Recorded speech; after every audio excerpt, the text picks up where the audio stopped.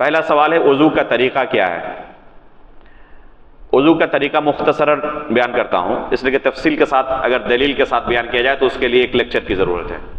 مختصر اس کا طریقہ یہ ہے کہ بسم اللہ آپ پہلے کہیں، ٹھیک ہے؟ اس سے پہلے ضروری ہے کہ آپ پاک ہوں، اس سے پہلے ضروری ہے کہ آپ پاک ہوں۔ مثلا جسم کے اندر پاخانہ لگا ہوا ہے، پیشاب لگا ہوا ہے، تو آپ پہلے اس کی صفائی کریں، بسم اللہ کہہ کر وضو شروع کریں۔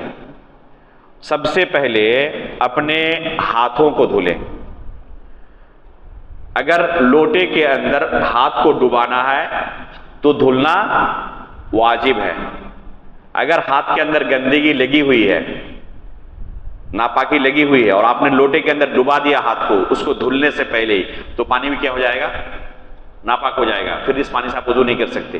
لیکن اگر اس طرح نل لگا ہوا ہو، ٹوٹی لگی ہوئی ہو، تو یہاں پر ہاتھ ڈبانے کا معاملہ نہیں ہے، تو بسم اللہ کہہ کے آپ سب سے پہلے اپنے دونوں ہاتھوں کو دھولیں یہاں تک۔ اس کے بعد کلی کریں اور ناک میں پانی ڈالیں 3 مرتبہ، آخری حد ہے۔ 1 مرتبہ میں صفائی ہو جائے کافی ہے، دوسری مرتبہ بھی کرنا چاہے تب بھی ٹھیک ہے۔ 3 مرتبہ اللہ کے رسول اکثر کرتے تھے، یہی مسنون طریقہ ہے، 3 سے زیادہ نہیں۔ تو کیسے کلی کریں گے؟ آپ پانی لیں گے، آدھا حصہ منہ میں اور آدھا ناک میں جائے گا۔ پانی لینے کے بعد آدھا حصہ منہ میں اور آدھا ناک میں جائے گا۔ منہ کے اندر پانی لے جا کر اس کو آپ گڑگڑا کریں گے اور ناک سے بائیں ہاتھ سے ناک کو صاف کریں گے۔ اس طرح 3 مرتبہ کرنا ہے۔ بعض لوگ کیا کرتے ہیں، کلی کرنے کے لیے 3 مرتبہ پانی لیتے ہیں اور ناک میں ڈالنے کے لیے الگ سے 3 مرتبہ لیتے ہیں۔ اس تعلق سے ایک حدیث وارد ہے لیکن ثابت نہیں ہے، وہ ضعیف حدیث ہے۔ صحیح حدیث جو ہے، جو کہ صحیح بخاری کے اندر عبداللہ بن زید بن عبد ربہ رضی اللہ تعالیٰ عنہ کی جو روایت ہے، اس کے اندر اسی طرح ہے کہ اللہ کے رسول نے پانی لیا اور اسے منہ کے اندر بھی اور ناک کے اندر بھی ڈالا۔ تو یہی صحیح طریقہ ہے۔ میں نے اس بارے میں فری لانسر کے اندر ایک مضمون لکھا ہے، موجود ہے وہاں پر، بلکہ میری ٹائم لائن فیس بک میں بھی آپ پائیں گے۔ وضو کے اندر منہ میں اور ناک میں پانی ڈالنے کا طریقہ کیا ہے، تو یہی صحیح طریقہ ہے۔ منہ میں 3 مرتبہ پانی ڈالنا اور ناک میں 3 مرتبہ الگ سے پانی ڈالنا، کل کتنے مرتبہ ہو گئے؟ 6 مرتبہ۔ یہ طریقہ صحیح نہیں ہے۔ اس طریقے کے لیے جو دلیل موجود ہے وہ دلیل صحیح سند سے ثابت نہیں ہے، ضعیف ہے وہ۔ تو اس طرح منہ میں آپ پانی ڈالیں گے اور ناک میں پانی ڈالیں گے 3 مرتبہ۔ اس کے بعد پورے چہرے کو دھلیں گے۔ پورے چہرے میں کون سا شامل ہے؟ یہاں سے لے کر جہاں بال اگتے ہیں، عموماً بعض لوگوں کے بال ایک دم پیشانی پر بھی اگتے ہیں، ان کی بات نہیں کر رہا ہوں، جہاں سے بال اگتے ہیں عموماً، وہاں سے لے کر ٹھڈی تک۔ اسی طرح 2 کانوں کے درمیان کا حصہ، یہ چہرہ کہلاتا ہے، اس کو پورا دھلنا ہے۔ 1 مرتبہ میں اگر دھل جائے پورا کافی ہے، زیادہ سے زیادہ 3 مرتبہ، اس سے زیادہ نہیں۔ اس کے بعد اپنے دونوں ہاتھوں کو دھلنا ہے۔ پہلے آپ یہاں تک دھل چکے تھے، جب دوسری مرتبہ دھلیں گے تو صرف یہاں سے یہاں تک نہیں بلکہ پورے کو دھلنا ہے، ٹھیک ہے؟ جب دوسری مرتبہ چہرے کے بعد ہاتھ کو دھلیں گے تو پورا دھلنا ہے 3 مرتبہ، پہلے بائیں، اس کے بعد دائیں کو۔ اس کے بعد پھر سر کا 1 مرتبہ مسح کرنا ہے۔ سر ہی صرف واحد ایسا عضو ہے جس کا صرف 1 مرتبہ حکم ہے، باقی جتنے اعضاء ہیں سب 3 مرتبہ۔ سر کو 1 مرتبہ سے زیادہ مسح کرنا جائز نہیں ہے۔ مسح کا طریقہ یہ ہے کہ سر کے ابتدائی حصے سے شروع کریں اور اسے لے جائیں اپنے گدی تک، جہاں پر بال ختم ہوتے ہیں نا، وہاں تک۔ پھر اس کو وہاں سے واپس لائیں وہاں تک جہاں سے آپ نے شروع کیا تھا۔ اللہ کے رسول کی وضو کی جو کیفیت حدیث میں وارد ہے وہ ہے بدأ بمقدم رأسه ثم ذهب بهما الى قفاه ثم جاء بهما الى حيث بدأ، او کما قال رضی اللہ تعالی عنہ، کہ وہاں سے شروعات کیا جہاں یعنی سر کا ابتدائی حصہ ہے، اور پھر گدی تک لے گئے اور پھر وہاں واپس لائے جہاں سے شروعات کی تھی۔ اس سے کیا ہوگا؟ پورے سر کا مسح ہوگا۔ بعض لوگ اگر صحیح سے بال جھاڑے ہوئے ہوں، کنگھی کیے ہوئے ہو، تو کنگھی خراب نہ ہو جائے، بال خراب نہ ہو جائے، اس کی ڈیزائن خراب نہ ہو جائے، کیا کرتے ہیں؟ صحیح طریقے سے مسح نہیں کرتے۔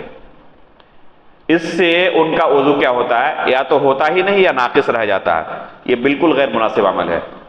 آپ عبادت کے لیے حاضر ہوئے ہیں، جب اتنی محنت کر رہے ہیں تو اپنی عبادت کو کیوں برباد کریں؟ اس لیے مکمل سر کا مسح کریں، مکمل سر کا مسح کریں. اس کے بعد آپ کو کان کا بھی مسح کرنا ہے اسی پانی سے. کان کے مسح کے لیے الگ پانی نہیں لینا ہے, ٹھیک ہے. کان سر کے اندر شامل ہے وضو میں. ایک حدیث اللہ کے رسول نے فرمایا الاذنان من الراس, دونوں کان سر کا حصہ ہے وضو کے اندر. اس کے بعد دونوں پیروں کو ٹخنے سے اوپر دھلنا ہے, ٹخنے سے اوپر تک دونوں پیروں کو دھلنا ہے. کوشش یہ رہے کہ کہیں بھی اعضائے وضو میں سے کوئی جگہ خشک نہ رہ جائے, کہیں پر کوئی خشک جگہ نہ رہ جائے. اگر خشک رہ جائے تو اس بارے میں وعید آئی ہوئی ہے کہ وہ جہنم کا حصہ ہے. تو یہ ہے وضو کا مختصر طریقہ. دوسرا سوال ہے نواقض وضو, یعنی کن چیزوں سے وضو ٹوٹ جاتا ہے. وضو توڑنے والی پہلی چیز ہے پیشاب اور پاخانے کے راستے سے کچھ بھی نکل جانا. پیشاب پاخانے کے راستے سے, چاہے پیشاب ہو, چاہے پاخانہ ہو, چاہے وہ ہوا ہو, چاہے کوئی دوسری چیز ہو, ان تین چیزوں کے علاوہ مثلا خون نکل جائے, تو کوئی بھی چیز پیشاب پاخانے کے راستے اگر نکلی ہو تو اس سے وضو کیا ہوگا, ٹوٹ جائے گا. اسی طرح اگر عقل زائل ہو جائے, ایک انسان ہوش و حواس کھو دے, بے ہوش ہو جائے, تو اس سے وضو ٹوٹ جاتا ہے. بے ہوش ہونے کی کئی کیفیت ہو سکتی ہے, عقل زائل ہونے کی کئی کیفیت ہو سکتی ہے. مثلا وضو کیا کسی نے اور بے ہوش ہو کے گر پڑا وہ, پھر آدھے گھنٹے بعد ہوش آیا, تو اس وضو سے نماز نہیں پڑھ سکتا, اسے نئے سرے سے وضو کی ضرورت ہے, نئے سرے سے وضو کرنا پڑے گا اسے. یا وضو کرنے کے بعد سو گیا گہری نیند میں, تو سونے کے بعد عقل کیا ہوتی ہے, زائل ہو جاتی ہے, عقل نہیں رہتی, تو اس سے بھی وضو ٹوٹ جائے گا.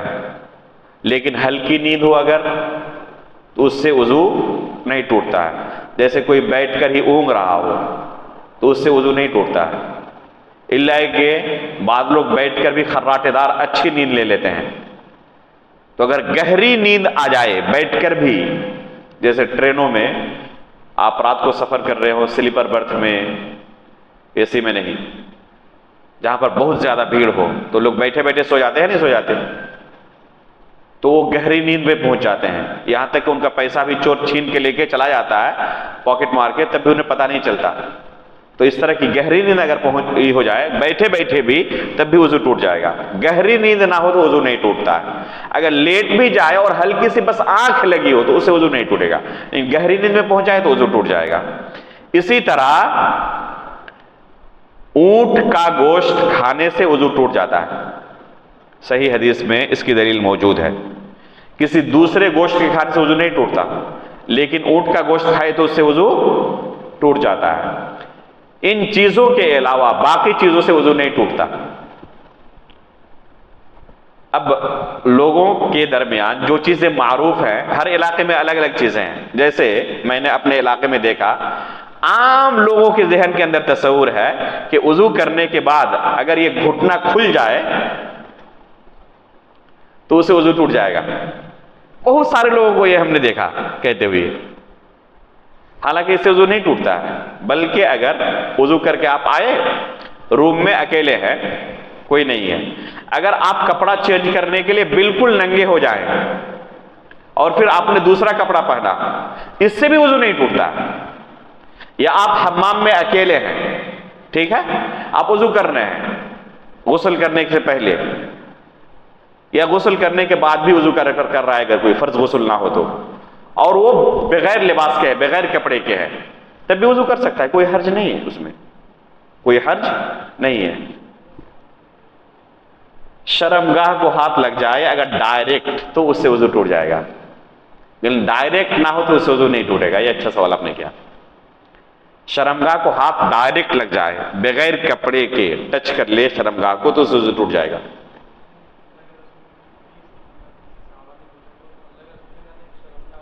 لیسا ہوا الا بضعۃ من, طلق بن علی رضی اللہ تعالیٰ عنہ کی حدیث ہے. اس بارے میں 3 حدیثیں موجود ہیں. شرمگاہ کے تعلق سے 3 حدیثیں موجود ہیں. ایک حدیث ہے من مس ذکرہ فلیتوضأ, جس نے اپنے ذکر کو شرمگاہ کو چھویا ہے وہ وضو کرے. اس حدیث سے پتہ چل رہا ہے کہ شرمگاہ کو چھونے سے وضو ٹوٹ جاتا ہے. ایک طلق ابن علی کی حدیث ہے جو آپ نے ابھی کہی. پوچھا ایک صحابی نے اللہ کے رسول اگر کوئی اپنے شرمگاہ کو چھو لے تو کیا اس سے وضو ٹوٹ جاتا ہے؟ تو اللہ کے رسول نے کہا لیس ہوا الا بضعۃ منک، وہ تمہارے جسم کا ہی ایک ٹکڑا ہے. جس طرح جسم کے ایک ٹکڑے کو اگر آپ چھو لے تو اس سے وضو ٹوٹتا ہے؟ نہیں ٹوٹتا. تو دوسرے اعضاء کی طرح وہ ایک عضو ہے، جسم کا حصہ ہے. پتہ چلا اس سے کہ وضو نہیں ٹوٹتا ہے. اور ابو ہریرہ رضی اللہ تعالیٰ عنہ کی ایک حدیث ہے جس میں تفصیل ہے کہ اگر کوئی بغیر کسی حائل کے اپنے ہاتھ کو شرمگاہ تک لے جائے تو وضو ٹوٹ جائے گا. یہ حدیث تفصیلاً وارد ہے. ایک حدیث سے پتہ چل رہا ہے کہ کسی صورت میں وضو نہیں ٹوٹے گا، وہ جسم کا ایک ٹکڑا ہے. اور ایک حدیث میں پتہ چل رہا ہے کہ کسی بھی صورت میں شرمگاہ کو چھویا ہو، چاہے کپڑا ہو بغیر کپڑے کے ہو، سے وضو ٹوٹ جائے گا. تو ایک حدیث میں لگ رہا ہے کہ کبھی وضو نہیں ٹوٹے گا، ایک دوسری حدیث میں لگ رہا ہے کہ وضو ٹوٹ جائے گا ہر حالت میں. اور تیسری حدیث میں تفصیل وارد ہے کہ اگر بغیر حائل کے ہو، بغیر کپڑے کے ہو تو وضو ٹوٹ جائے گا، اور اگر کپڑے کے ساتھ ہو تو وضو نہیں ٹوٹے گا. اور یہی راجح مسئلہ ہے. بلکہ جس حدیث میں ہے اس حدیث کے بعض طرق میں ہے رجل یمس ذکرہ فی الصلاۃ، کہ ایک انسان نماز کی حالت میں اپنے شرمگاہ کو چھوتا ہے. تو اللہ کے رسول نے کہا ما ہوا الا بضعۃ منک، وہ تمہارے ہی جسم کا ایک حصہ ہے. تو سوال ہی کیا گیا تھا نماز کی حالت میں چھونے کے بارے میں. اور ایک انسان نماز کی حالت میں کپڑے کے اوپر چھو سکتا ہے یا بغیر کپڑے کے؟ کپڑے کے اوپر. بغیر کپڑے کے ممکن نہیں ہے، اس لیے کہ اگر بغیر کپڑے کو تو نماز ہی نہیں ہوگی.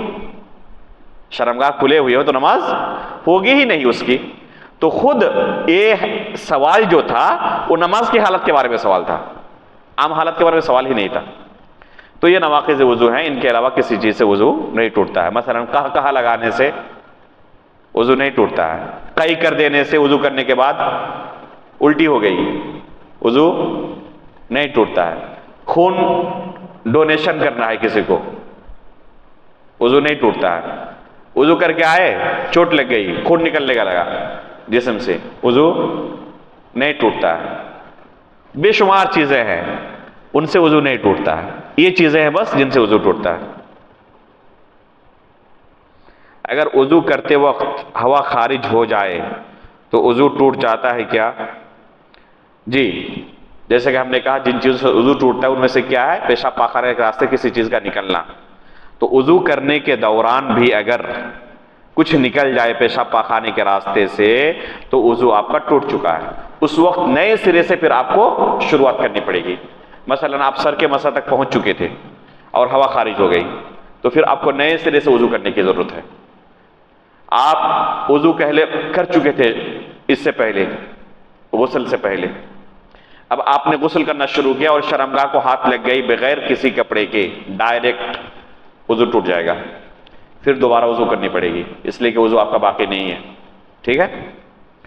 چوتھا سوال ہے اگر وضو کرنے کے بعد جسم میں سے کہیں خون نکل جائے تو کیا وضو ٹوٹ جاتا ہے؟ اس کا جواب میں نے دیا ابھی کہ اس سے نہیں ٹوٹتا ہے. جسم کے کسی حصے سے بھی خون نکلے تو وضو نہیں ٹوٹے گا. ہاں، پیشاب پاخانے کے راستے سے خون نکلے تو ٹوٹ جائے گا. آخری سوال ہے کسی کو اونگ ہو یا نیند، اس سے وضو ٹوٹ جاتا ہے یا نہیں؟ نیند کے بارے میں ابھی بتایا. گہری نیند ہو تو وضو ٹوٹ جاتا ہے، ہلکی سی نیند ہو تو وضو اس سے نہیں ٹوٹتا ہے. گہری نیند سے بس ٹوٹتا ہے. ہاں، اگر کوئی گھنی داڑھی والا ہو تو اسے چاہیے کہ کوشش کرے چمڑے تک پانی کو پہنچائے، اور کوئی ہلکی داڑھی والا ہوگا تو اپنے پہنچ جائے گا بغیر کوشش کے ہی. سبحانک اللہم و بحمدک اشہد ان لا الہ الا انت استغفرک و اتوب الیک.